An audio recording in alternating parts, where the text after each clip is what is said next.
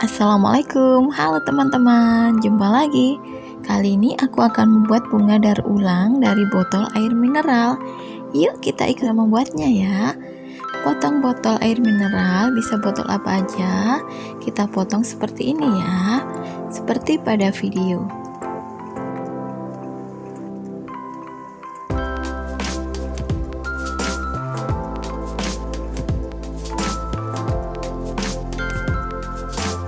Jadinya seperti ini ya teman-teman.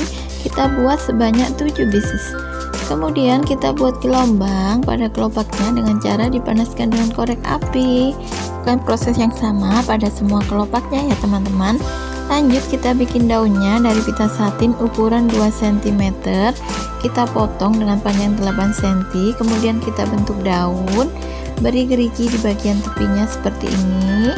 Lanjut kita panaskan dengan korek api. Buat tulang daun di bagian tengahnya seperti ini ya. Lanjut kita bikin kelopak hijau di bagian bawah bunganya seperti ini. Buat sebanyak 3 pieces. Kemudian lilit kawah dengan kresek warna putih. Lilit seperti ini ya teman-teman. Untuk kawatnya ukurannya sekitar 20 cm ya.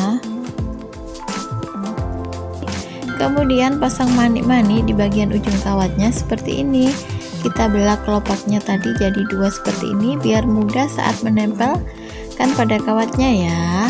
Kita pasang satu persatu kelopaknya seperti ini. Lakukan proses yang sama sampai semua kelopaknya terpasang.